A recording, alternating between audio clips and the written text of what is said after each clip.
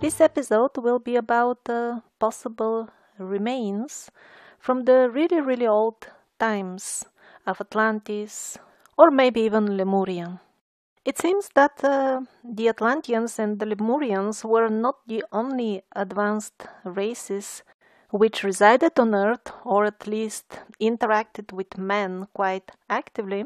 But since these two names are famous, in this episode I will use them in a broader sense, using them as somewhat a collective name for all those old civilizations which we have heard or we have not heard, and about which we don't even know when were they thriving, or indeed was even our concept of time and experience perception of time the same at that time, so that we can even apply our method of counting, namely the years. A variety of geographical locations have been suggested as a possible spot for Atlantis. And, in a sense, it's also possible that all of them are correct at the same time, because pretty often the word Atlantis is used to signify any advanced ancient civilization that we know very little about. And since the legends suggest that Atlantis had a number of cities and districts, it's possible that many of them were built following this round city plan that we usually associate with Atlantis. In addition, they might have had outposts in the neighboring areas, or even worldwide. Possibly the outposts were built following the same round design. It's possible that those that survived the terrible destruction of Atlantis have been building their settlements following the general idea of that round city plan of Atlantis as well. So the conclusion is, not everything that is round is the capital of Atlantis. In the previous episode about the Americas, we saw also that modern cities in both the west and east coast are built on older ruins, about older channels, at least, water channels, about which we know absolutely nothing.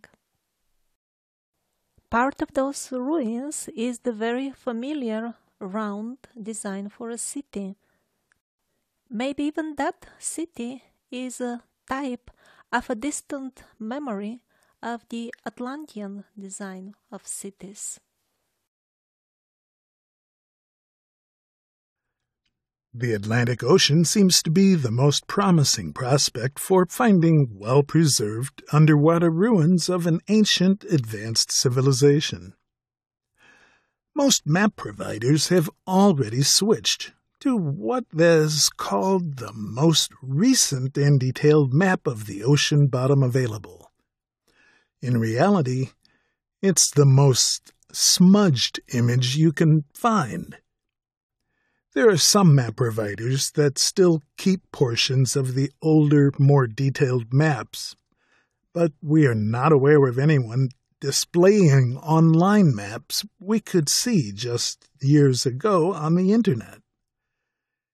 Here is sitting side by side.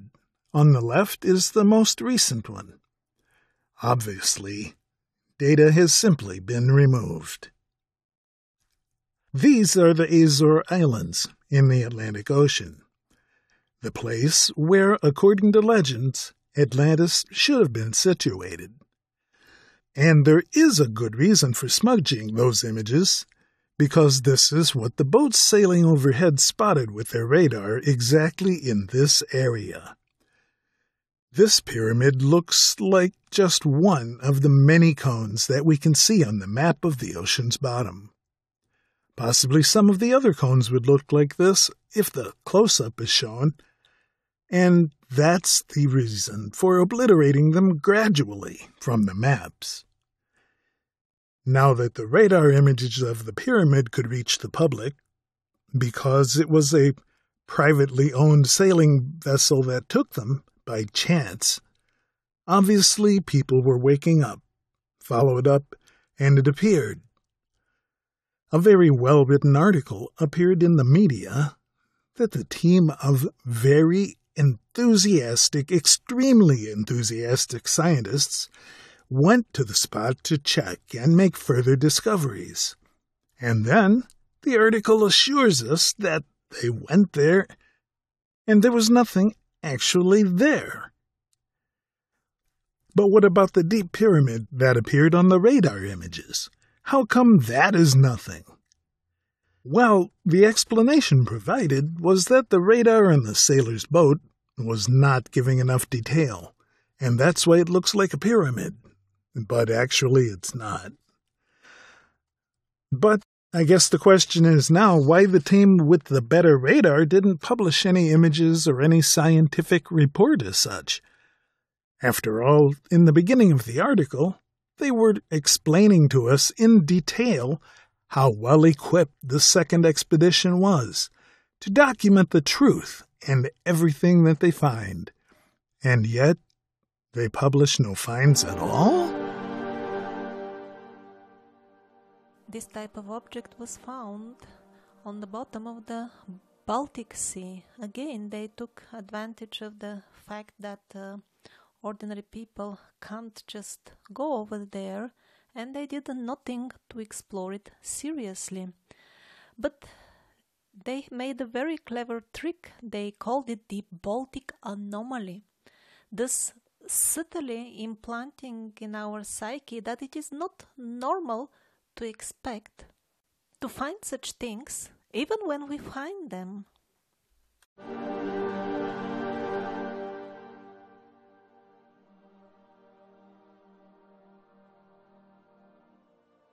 Now, very similar and much better studied are the findings in the Caribbean region.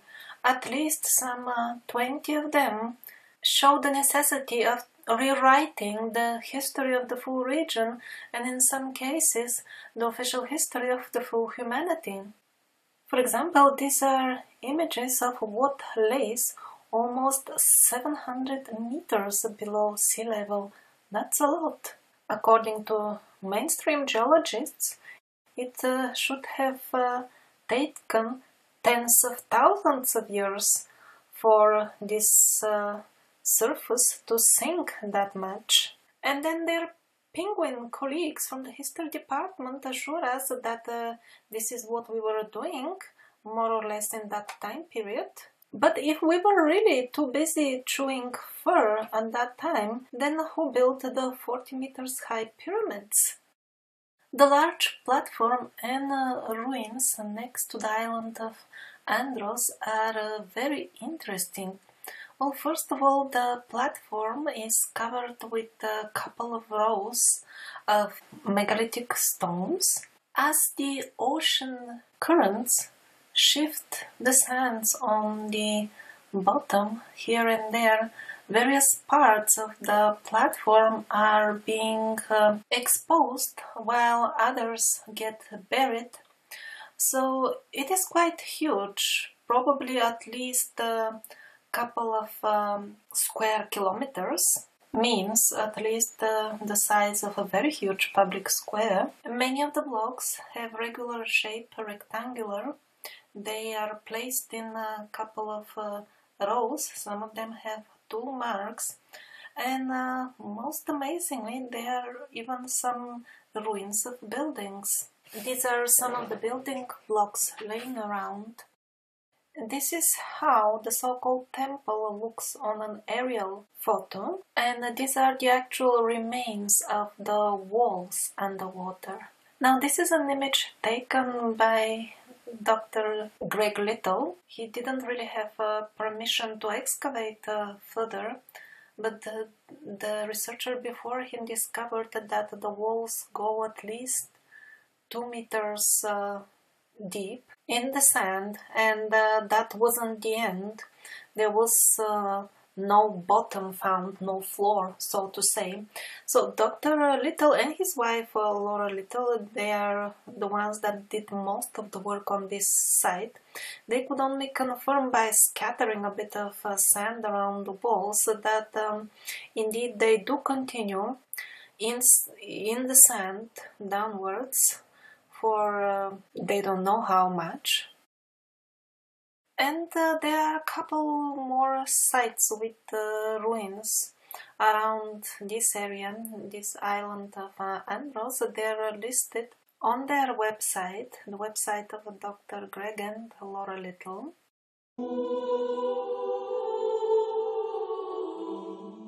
Some steps again, part of those ruins.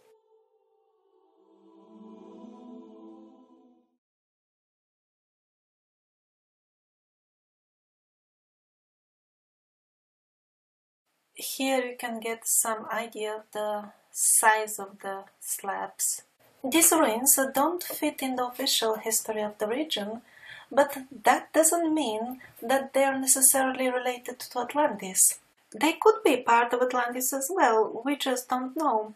But the overall building style is quite similar or maybe even identical with some antique ports of the Mediterranean region. And since in the episode about America we saw that the culture of the antique Mediterranean was also present in the Americas as well, maybe they built these ports. Anything is possible. Here we see some Romanesque looking architectural elements made out of marble. Now the diver is about to reach the first one of them. Here, I don't know if you noticed, but he starts cleaning it up.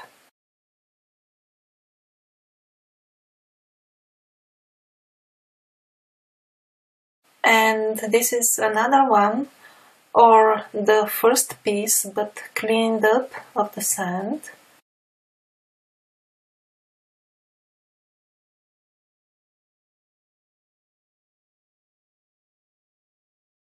Here is the image of it rotated. Maybe it is easier to see in this way.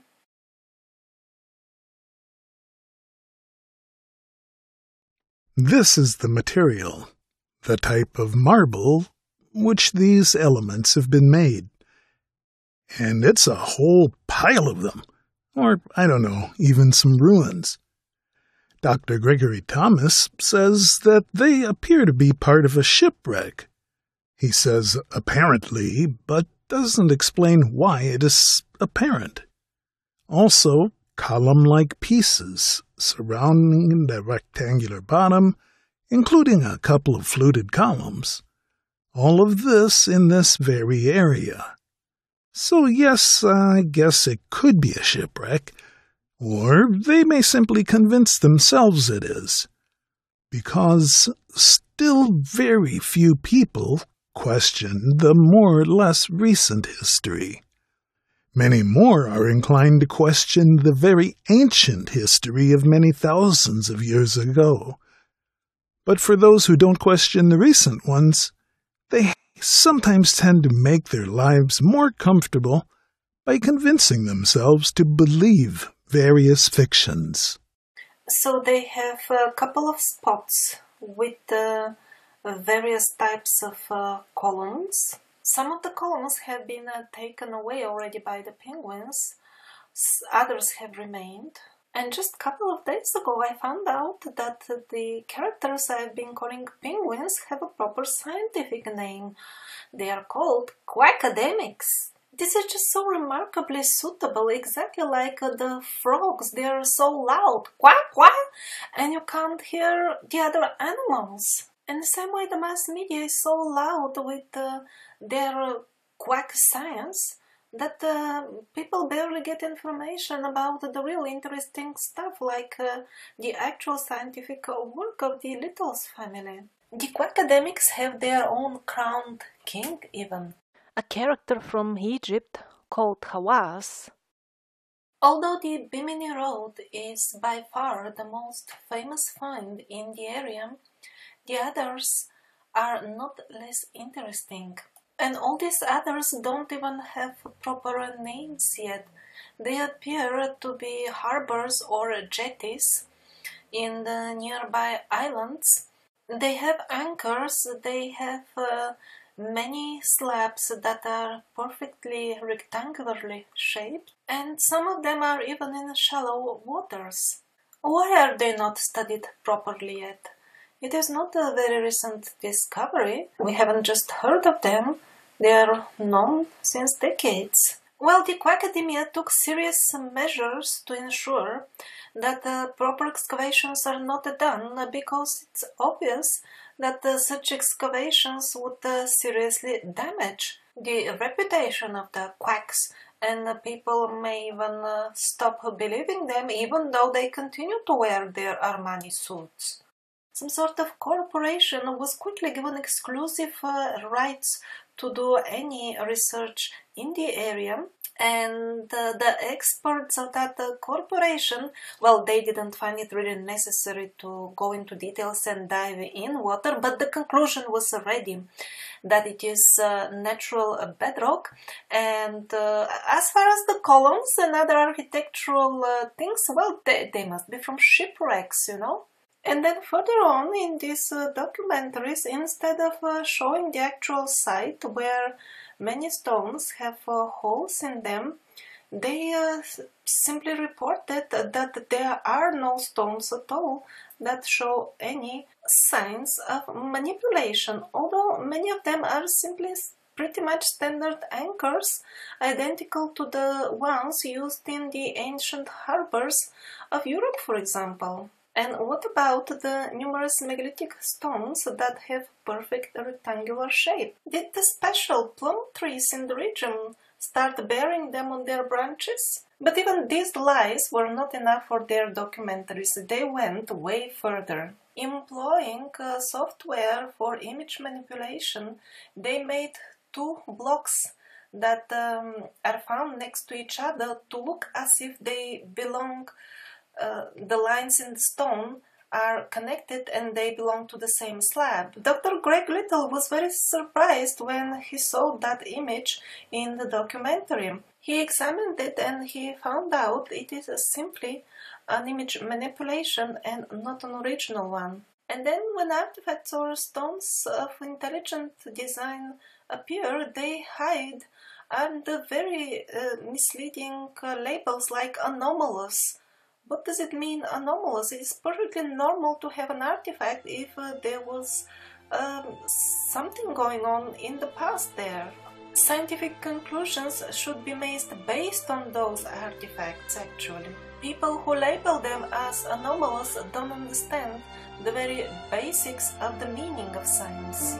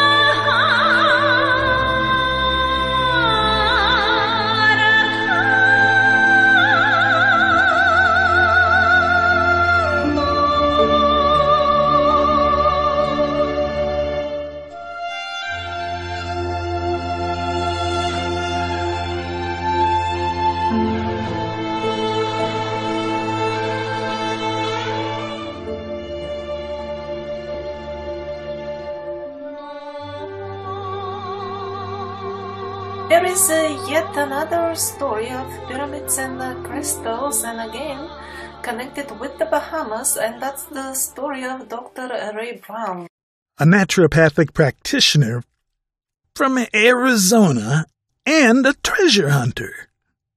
So he claims that he has been searching for treasures in the area, and he found underwater glass or crystal pyramids, and even a ball of crystal that he found in some sort of chamber underwater. His story doesn't sound very credible, though. First of all, okay, he claims that his equipment went out of order due to storm, and that's why he could not capture any images.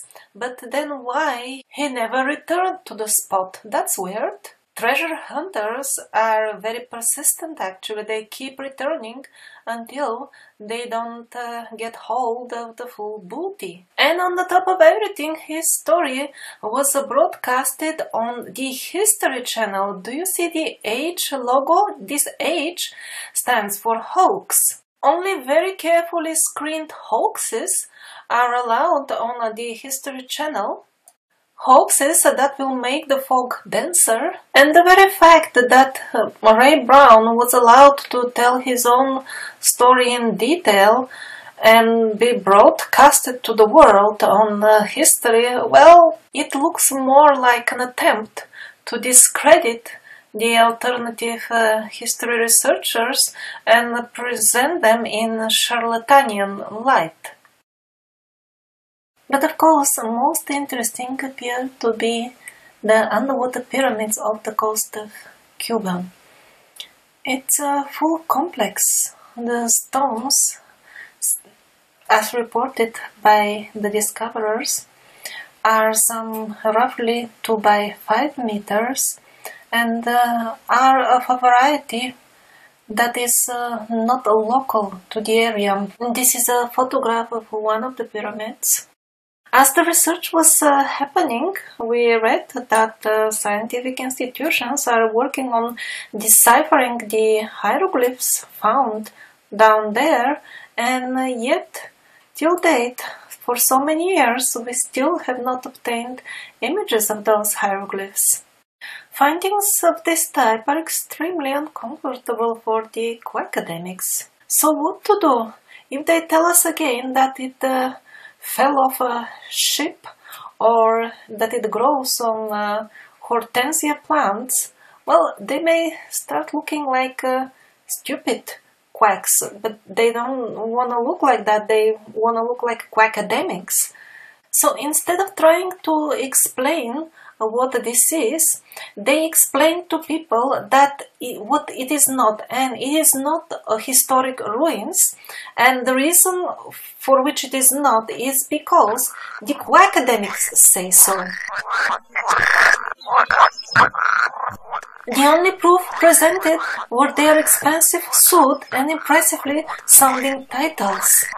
Believe it or not, but there are people with scientific titles who openly say that there cannot be any submerged city at that depth off the coast of Cuba, simply because these lands have been on the surface so many thousands of years ago, when there could not have been any civilization to build them. That's why it's impossible that they exist. But how come they obtained their scientific diplomas if they are not aware of stuff that is taught in primary school and sometimes even kindergarten? And that stuff is that the scientific knowledge should be based on facts and observations, on real things that you observe around. Instead of that, they refuse to observe because it doesn't match their theories. And despite the ridiculousness of all this,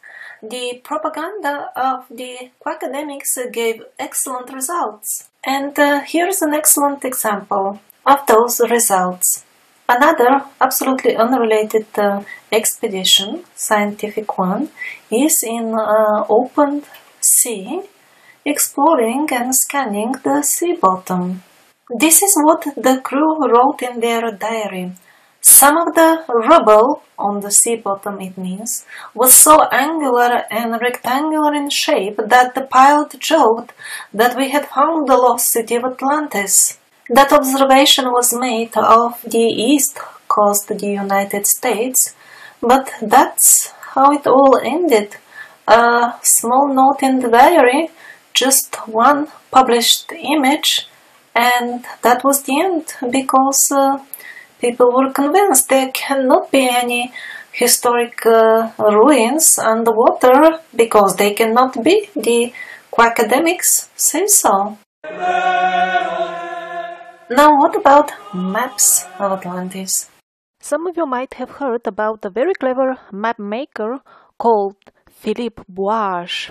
His map of Antarctica is a proof that he had a connection to that mysterious knowledge of the survivors that we are trying to trace. Well, if he knew such amazing details about Antarctica, the location of its mountain ranges, and how does it look without the ice covering, then it is logical to suggest that he could have known much more.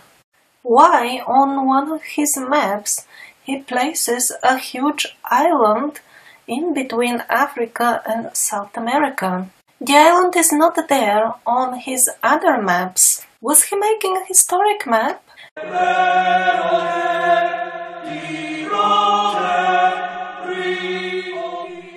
The penguin explanation for this island is that, cartographers in those times were stupid and used to place fantasy islands all over the globe as they wish.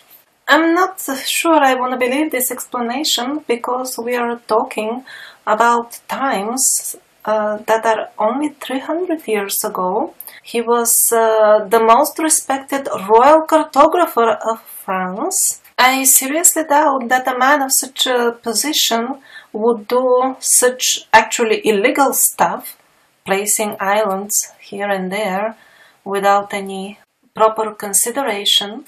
The outlining of the parts of Africa and South America that are on the map are very, very correct. Doesn't look like a fantasy map at all. I don't know if this mystery island has anything to do with Atlantis, but anything is possible, because if indeed the drama of Atlantis sinking took place some 20-30,000 years ago, and considerable movement of land masses took place during and after that, and polar shifts on the top of everything, well, the Philippe Boage map may look odd now, but that doesn't mean that it looked odd under those circumstances in those times.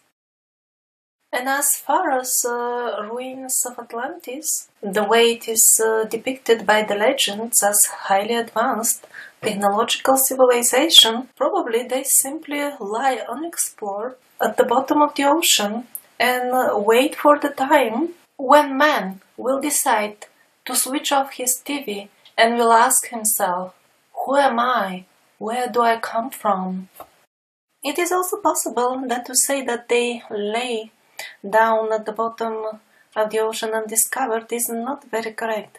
Probably they are very well mapped and discovered already, but because ordinary people can't see without the help of technology what is on the bottom of the ocean, they are simply not aware, because the maps of the ocean bottom are being continuously edited to put us in an artificial reality and make us unaware of our heritage. For example, do you notice the line of regular dots? This is that very same area of Cuba where the pyramids were detected by the radars. So even these dots, as the later versions of the maps come up, supposedly improved, these dots gradually get scrambled and they start disappearing, start looking like something else. And finally, they disappear completely. This is the best, according to them, version. And what is even more disturbing than that is that when they improve the version, they delete the historic version, change the dates, and if you go to Google Earth and see the bottom of the ocean and go back in history using their tool, you will be shown the current version with old date. You will not be shown the previous version, which was obviously much closer to the reality. Look at the map now, everything smudged, smooth, flat plateaus, the sizes of continents all over the place. This is not realistic.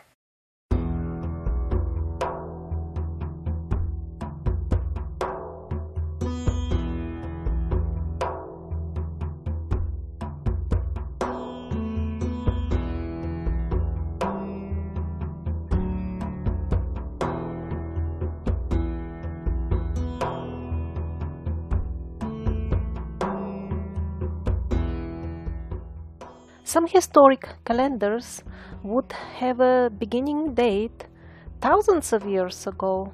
For the beginning of a calendar, always an important date is taken. Like for the calendar we use, more or less, the time when we at least believe Jesus more or less appeared has become a starting point for the calendar. That's why we say even before Christ.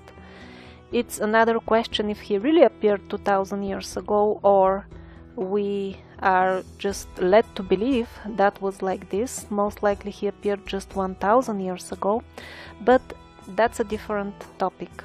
The point I'm making now is, how is it possible that if we were really chewing fur, let's say 7000 years ago, we would be able to remember that some important event happened at that time and make it a start of a calendar at a later date.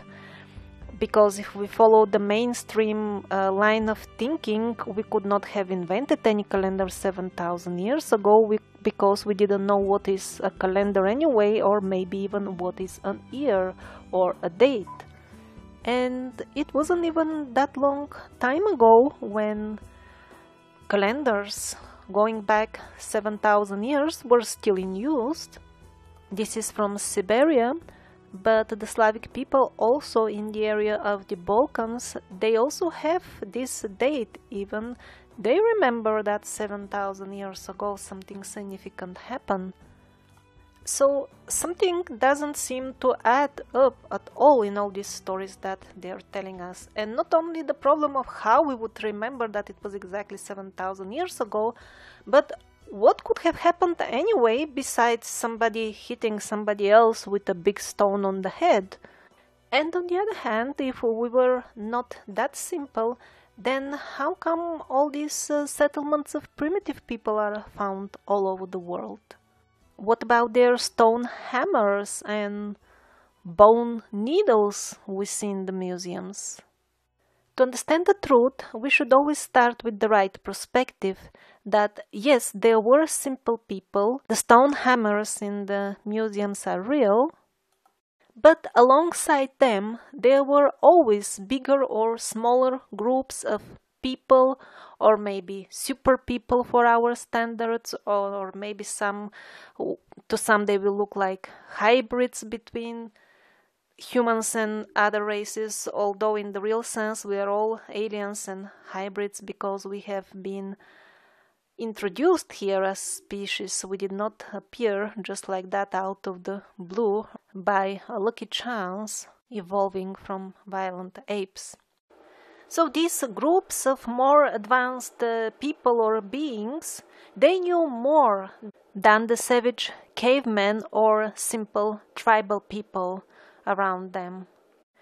And in many cases, more than us, the modern people nowadays, because they were relying on what they called magic. To translate that in modern terms, it would be high technology. In many cases, based on sound. And now I wanna give you examples what happens when by chance ruins or artifacts or burials from those advanced centers surface all of a sudden. Very interesting finding from the village of Rijavchik, made in year 1969, could very well again be from Hyperborean or Atlantean times. A local worker during his routine mining operations found a 2-meter long sarcophagus. It laid some 7 meters below ground level in the midst of some 20-meter deep coal layer which the miner happened to be mining. He opened the sarcophagus to find, to his utter amazement, a very beautiful lady, moreover perfectly preserved. She did not even look like a well-preserved mummy. She looked alive, as if sleeping. Inside the sarcophagus, she appeared to be in some sort of jelly-like substance, which at places had pinkish or bluish hue. She was of an approximate height of 1 meter and 80, and her features would resemble a very fine European lady of as of nowadays, and her amazing crystal clear blue eyes were wide opened. She wore a white dress with embroidery of colorful flowers, and there was some sort of a metal box next to it, maybe the size of a cell phone. The box resembled some sort of device. He called all the villagers, and all of them came to see the amazing sight. The sarcophagus stayed open in this way for half day, so really everybody saw it. Hundreds, I don't know how big is the village, probably, possibly even thousands of people, because there was a full fighter department there and the police department, so they also, all of them came to see what's going on. And then the military comrades arrived with a helicopter and immediately took away the finding. Something interesting happened while they were trying to put the sarcophagus in the helicopter. It was too heavy. That's why, to make it easier, they decided to pour away some of that jelly-like liquid to make it lighter. And as they did so, the body, as it was getting in contact with the air, was turning into something that really looked like a mummified and dead body. That greatly surprised all the observers, and then they poured some of the liquid back. As it touched the body again the body assumed that appearance of a sleeping person instead of a mummy. And so she departed in the helicopter, and something else that these comrades did was meticulously take all the personal details of everybody who saw her on the pretext of a possible viral infection caused by a dead body. In a few days, a professor came to view the area of the village. He was very friendly, and he even gave a lecture in the local club. He assured the locals that this is the most amazing finding ever, that it will rewrite completely the full history of humanity, that tests are going on, and currently they have found out that her dress is made of material which we have never encountered. We don't know even what kind of material is that. We have no name for it. That professor also said that they have identified some of the chemical elements of which the pinkish, bluish jelly liquid consists, not all. He also said that they are working on finding what is that metal box all about. And so, while people were waiting for this most sensational news to be published, there were small notes published in even the central Russian newspapers and even the biggest communist one called Pravda. There was a small note, but no details. So how the story developed is after a few weeks, again the fat comrades came and did a thorough searches of all people's houses, searching for the copies of the local newspaper that had an article with a bit more details about in relation to that lecture given by the professor who came after a few days. They took away all the copies and again continued making lists of the people who knew anything about this. A vast area around the finding was declared no entry zone, and the exact location was covered with concrete and closed very tightly. And that is how the story ended, more or less. Till date, the journalists are trying to find out what happened actually. They are questioning, even now in post-communist time, they are questioning the officials, but all they can get their hands on is that this is a top secret case, and the only information available about it is that the full area, when they got the news that there was an order that the full area is tightly encircled by soldiers, 3 circles of them just standing next to each other in order to ensure no access to the area. And as far as all these people who ended up on the lists that saw the finding and things like that, those who tried to give interviews in newspapers or question some authorities, within a couple of days of making any such attempts, some calamity happened to them. Maybe a car hit them or a stroke. It was always very quick and misfortunate circumstances, so all of them, those who tried to speak about it or do anything, are now on the other side.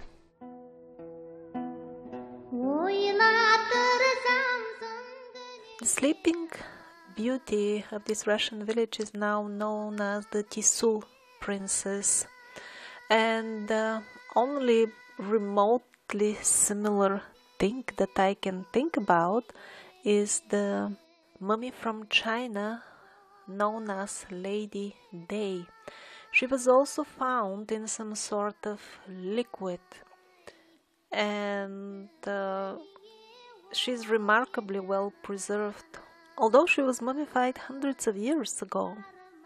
According to some sources, along with the mummy of Lady Day, in the burial, there was an old map of several Chinese provinces, which surprised everybody with its precision. To achieve such a precision, the sources say, one must have had some sort of aerial view of the provinces. Among the other artifacts found in this burial were medical books which described very complex procedures, like, for example, open brain surgery and heart transplant.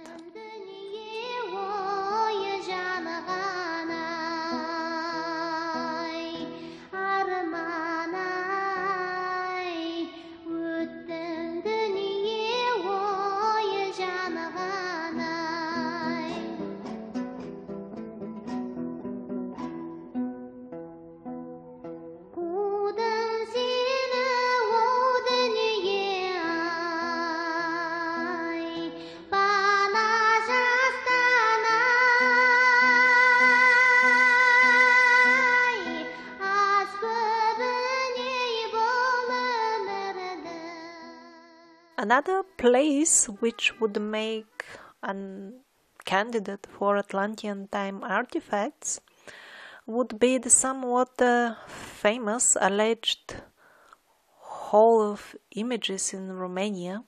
From what I have been able to find so far about all this, is that what you hear about it is not true. But as always, there could be some sort of seed of truth amongst all the fanciful stories you will find. So, in other words, it is possible that there is something extremely mind-blowingly interesting over there. But what it is exactly, we don't know, because all the rumors that were spread are not true. And this is a typical example of artifact that may very well be connected to Atlantis and Hyperborea. It was found in Ural, and is a very famous artifact.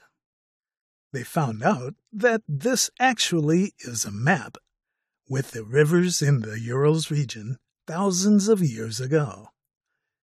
The most interesting thing about this artifact is that the technology that made it possible to prepare this item is unknown to us. We cannot reproduce it. Even today, we don't know how to imprint this image on the stone nowadays.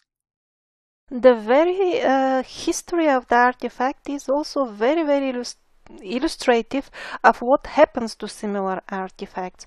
Okay, that was the opinion of the experts. They concluded, this technology is out of our reach. It shows a region thousands of years ago, and after that it was exhibited in the museums. It is a very much mainstream accepted artifact, not disputed by anybody. Hundreds of photos were taken, and yet it was found a few years ago, and now here and there, and at the moment what is the situation? Nobody knows where is this artifact. And no wonder if in a couple of decades they will start saying, oh, so where is that artifact? Maybe it never existed because, you see, it's not there. Somebody must have photoshopped all those images. There was nothing. Same like with all those bones of giants. Now they're telling us, but there aren't any. The evidence is missing, so all those reports and stories about giants, of course they're a hoax, there is no evidence.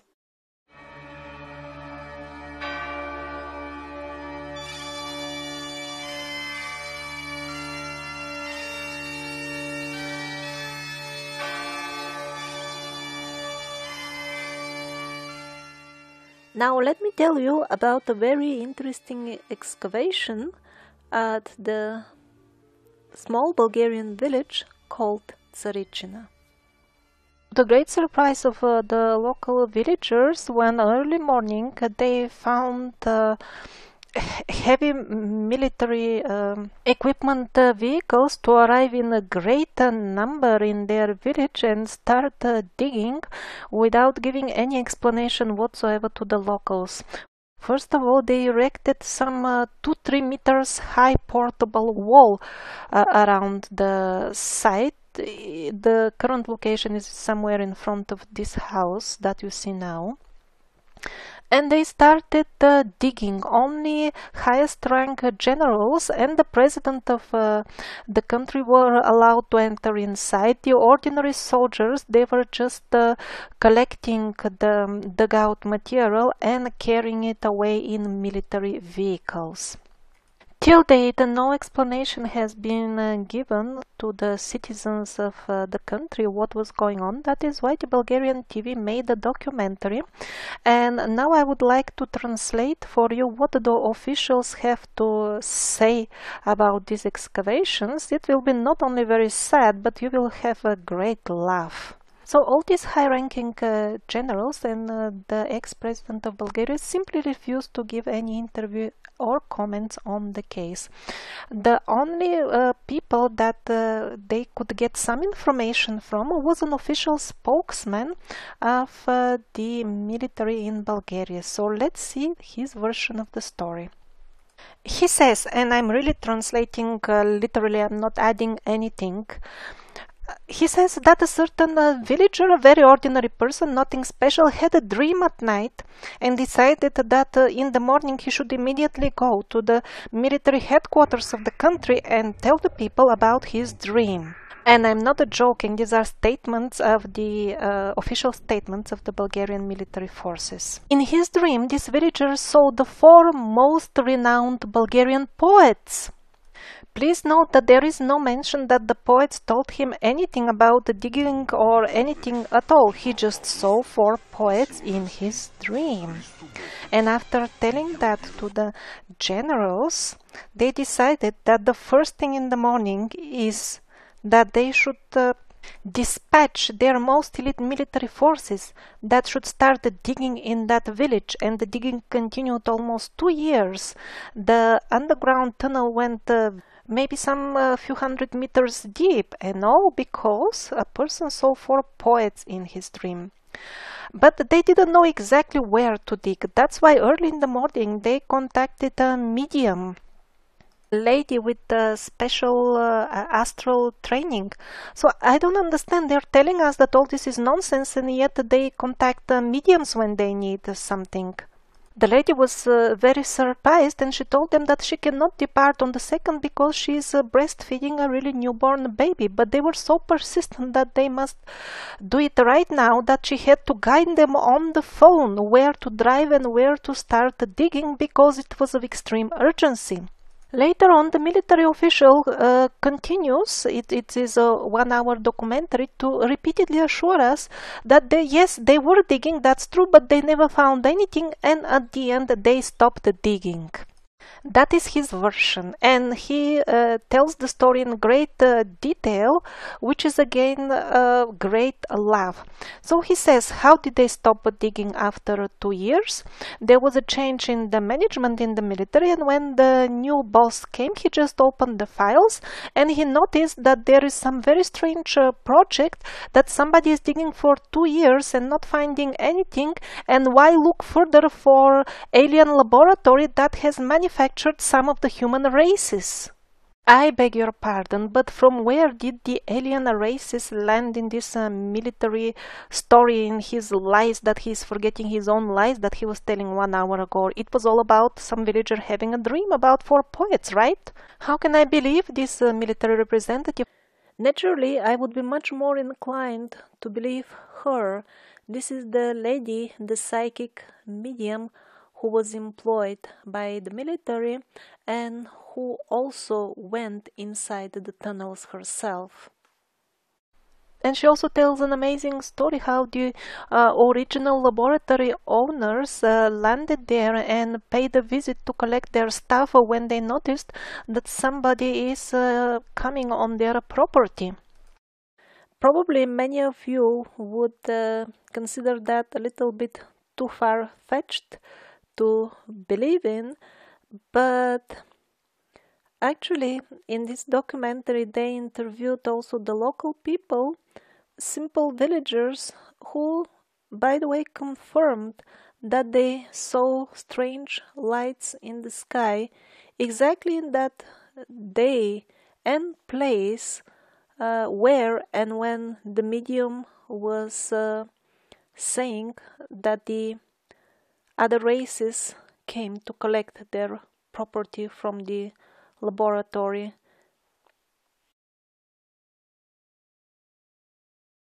Well, at the end, you will hear a very familiar ending. The tunnel was covered.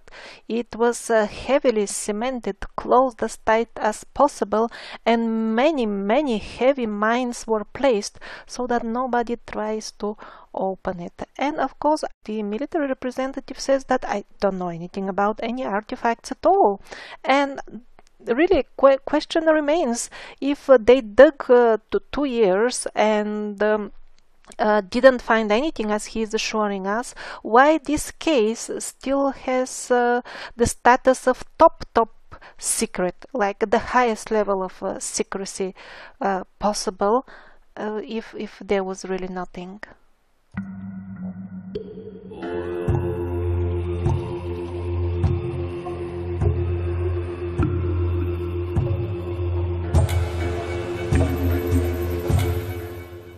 And again, during mining operations, and again under many meters of coal, this wheel was found in Ukraine. In America, again, under many meters of coal, walls were found. Like they look like cement walls, upon which they closed the entire mining operation within hours and filled the shaft with stones to make it absolutely inaccessible. Also, there is a curious site in Turkey named the Genuklev site. The tufa stones are on the top of it, they are embracing the old walls. So, these buildings at the Genuklev site might be also very old. Of course, it's not sure because when was the tufa formed and how is also a very much open question.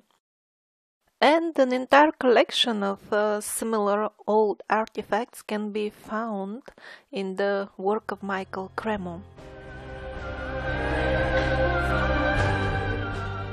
And for some reason, a few thousand years ago, those isolated pockets of people who knew more decided to make their culture worldwide and join with the less developed people. And maybe it was exactly the Atlanteans, as Edgar Cayce and other sources suggest. Here in the old codex, even the name matches Atslan. And this spring in Turkey, I was surprised to find out how often I would see and hear this very same name Aslan in connection with very old ruins. And it's not just in Turkey, also in other places in Asia. Another interesting parallel is that from the books of Set Speaks, we find out that Lemurians, they did the same thing at the end when they understood that their civilization is about to come to an end. They simply blended with the local people, intermarried them, and in this way practically disappeared. So possibly the fate of the Atlanteans was very similar at the end when they were obviously defeated by their enemies, their motherland was destroyed, submerged. Maybe they simply realized that they are too weak now to withstand the onslaughts of their enemies and they just blended with the simple tribes. And that was the end. And maybe from that point on, they turned from Atlanteans to survivors, people who flee just so that they can survive.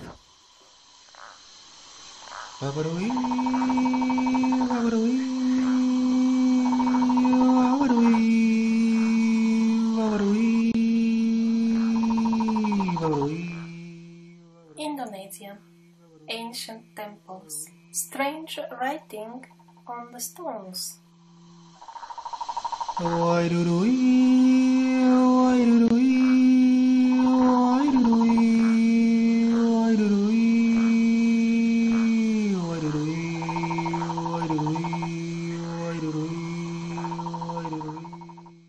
Doesn't look like the Old Malay, which according to mainstream history is the first language over there.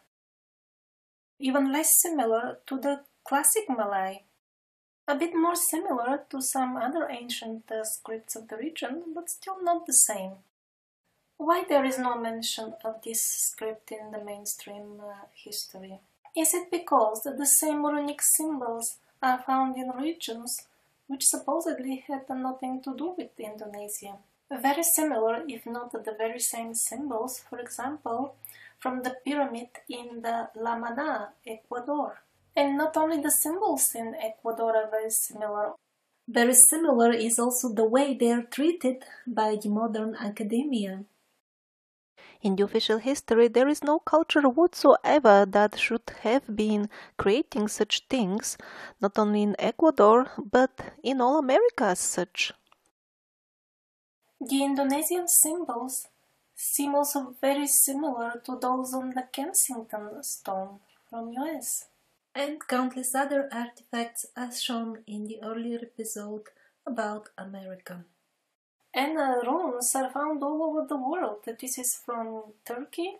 And although the name runes is different, the writing is the same. Also, what is called the Paleo-Hebrew seems to be very, very similar to those runes.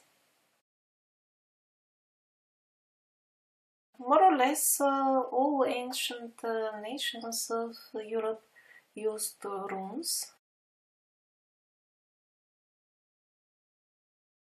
Some other ancient Asian scripts are also very, very similar to the runes. And these two are from India. The Saudi Arabians also had their, is it runes or pre-Sanskrit? People call it with the different names. But it is very, very similar to what we saw in Indonesia, in South and North America, of course all over Europe. And although the writing would be very similar or even identical, if it is found in different countries, the academia will give it completely different names so that it will look as if the people were indeed backwards and restricted to their own village or their tribe at most. The very presence of runes worldwide suggests just by itself the existence of one world culture in the past.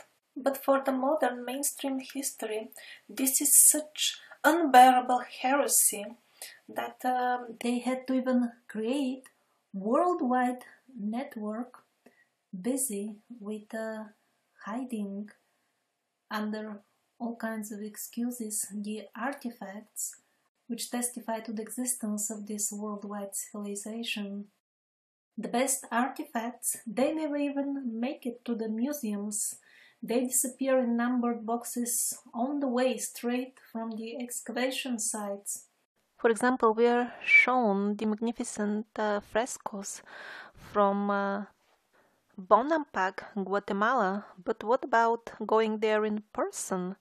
Here you can read the story of how somebody with full government permits nearly ended in jail just for visiting the site, which, by the way, on the ground is not an archaeological site, is a top-secret military site. Digging out old artifacts is classified as top-secret operation and is, by the way, conducted by foreign entities. And the other artifacts, which are milder, so to say, but still openly contradict the stories that they are telling us to be history, those they do reach the museums, but they are not exhibited. An average of 15% of the items which are stored in a given museum are shown to the public. The rest is simply locked. Always the pretext is not enough exhibition space, which is of course not true. We live in a digital age. They could have very easily at least provided images of the hidden artifacts. They don't do that. Also, they always complain of lack of funding. Then what about making it possible for everybody to see the hidden artifacts for an extra fee? Of course, not everything can be stolen in numbered boxes or hidden away or destroyed. Like, for example, the vehicle tracks we've seen in the previous videos, they're just too big, too many to be destroyed or hidden. So what do they do with them? They either do their best to declare them as being hoaxes, even though there is no ground for saying so, and when that doesn't work as well, they simply ignore them. And that works pretty well because people nowadays are very short-sighted, very gullible, at least the majority, and in general not much interested in their past. They don't understand its importance. So we were talking about this very old style of writing which was known all over the world. That's not a surprise because we have also megaliths of the same unique polygonal masonry style all over the world as well. That's a little bit too complex for the simple people to figure out just like that independently at various spots, more or less at the same time. So obviously there was somebody transmitting this knowledge. And the mummies of these people are still sometimes to be found. They were tall, sometimes with fair or red hair, and their features were very refined. Some of them had elongated skulls. Do you remember this beautiful lady from China? Well, the absolutely same people were the head of the advanced culture in Egypt. Just the very look of this Egyptian mummy, even without performing tests on it, it becomes clear to what kind of group of people it belonged. Artifacts, Egyptian artifacts, confirm this blonde, blue-eyed looks. Same mummies are also found on the Canary Islands. If you have seen Planet of the Megaliths, you will be familiar with the pyramids over there as well. Absolutely same situation in Peru. Blue eyes, light-haired mummies, Caucasian features, Caucasian DNA.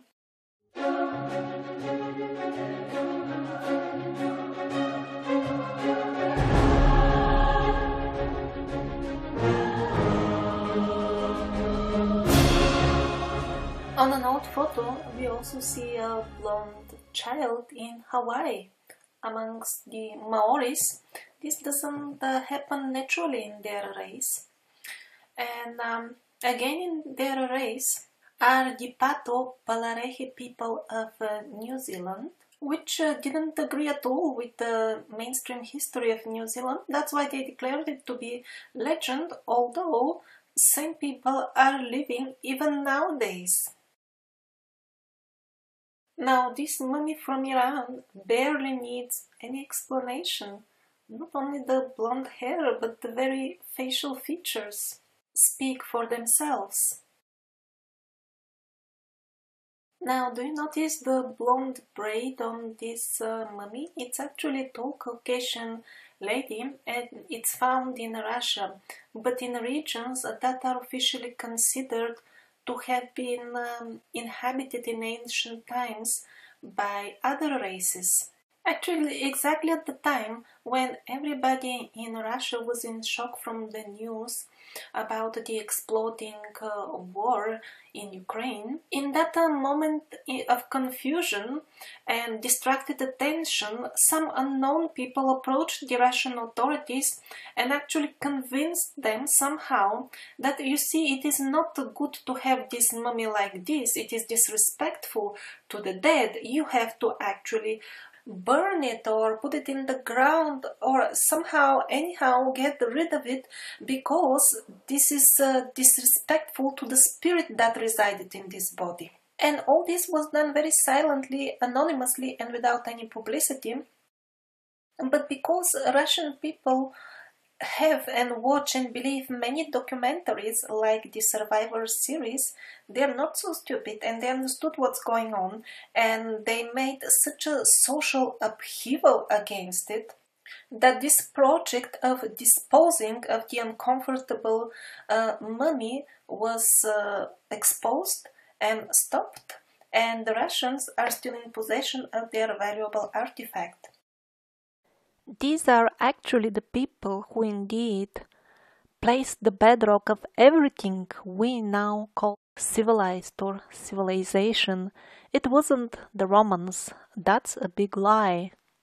There is nothing special about Rome at all. It was actually one of the minor centers of the decaying culture brought by the survivors. The so-called glorious Roman Empire didn't come up with anything. It was actually decaying. You see here in the older layers of darker stone in front, those are much bigger than the later work, which is simple bricks basically.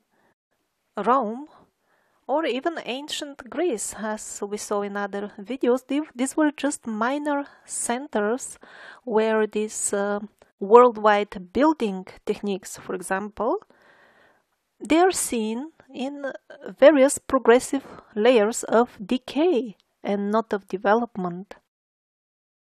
There will be lots of surprises in the future episode about the Roman Empire. Do you see the inscription on the world famous Pantheon? Of course, that inscription is taken as Holy Bible when it comes to telling us who and when built the Pantheon actually. But strange that in the older depictions, the allegedly old inscription is missing.